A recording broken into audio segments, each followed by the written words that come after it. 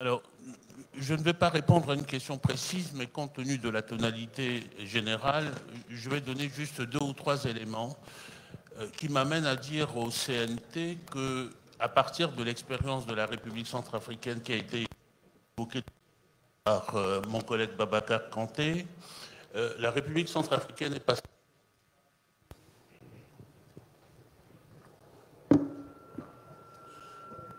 par le chemin que est en train de suivre la Guinée, et il faut toujours avoir présent à l'esprit que le travail qui est abattu aujourd'hui peut être un coup d'épée dans l'eau et peut-être un déploiement d'énergie pour rien. C'est à peu près ce qui se passe en République centrafricaine en 2015.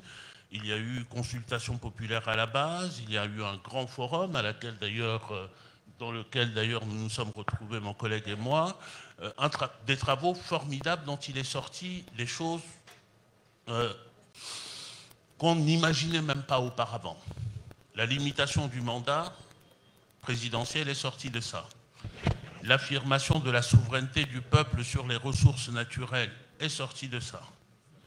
On a une procédure de signature des contrats qui exige l'accord préalable de l'Assemblée nationale et une publication pour la population, c'est sorti de ça. Et il y a beaucoup de choses qui sont sorties de ça. Et la transition s'est terminée. Retour à l'ordre constitutionnel avec un acte fondamental, un acte de refondation qui n'a pas cessé d'être violé, n'a pas été appliqué. On parle du respect par les citoyens, mais le citoyen agit aussi par mimétisme. Si vous, qui êtes au règne du pouvoir, vous ne respectez rien de la Constitution, vous ne pouvez pas demander aux autres de respecter à votre place.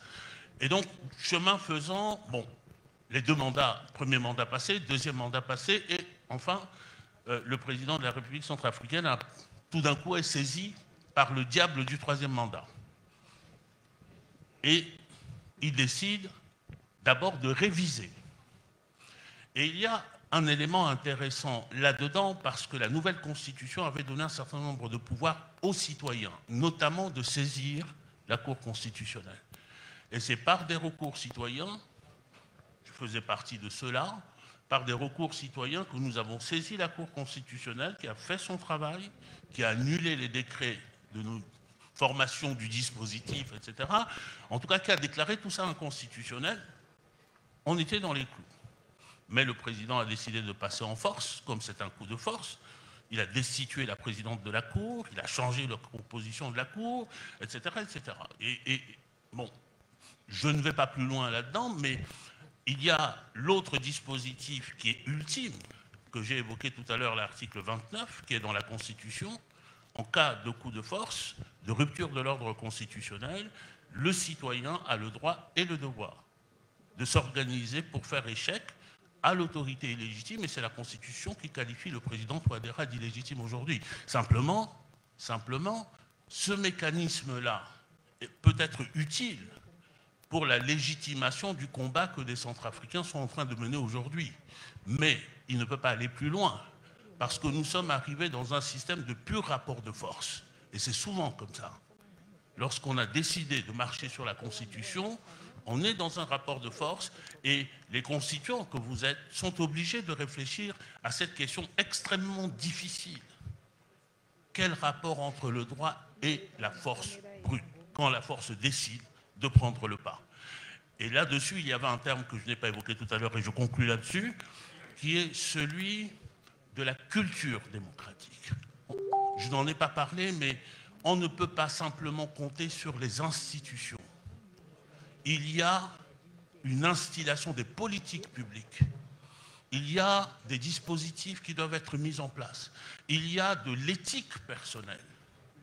De l'éthique personnelle. Ça ne peut pas être inscrit dans la Constitution éventuellement, ou en tout cas pas dans le détail. Mais il faut que dans la Constitution, il y ait l'élément d'incitation à faire ça, voire une obligation des pouvoirs publics à mettre en place ça. Et ça, c'est nécessaire parce que c'est par là tout ce que nous regrettons. et qui crée le deuil dans nos sociétés, nous n'y ferons face que si ce sont les citoyens qui disent « cette Constitution, ce n'est pas seulement à mon image, c'est moi, c'est mon identité, c'est ma chose. Vous marchez dessus, nous nous levons collectivement. » Et je pense que c'est... Et ça, c'est des mécanismes qui vont au-delà du droit, qui engagent nos vies et la vie des générations futures. Et c'est de cela qu'il s'agit en fait. Merci beaucoup.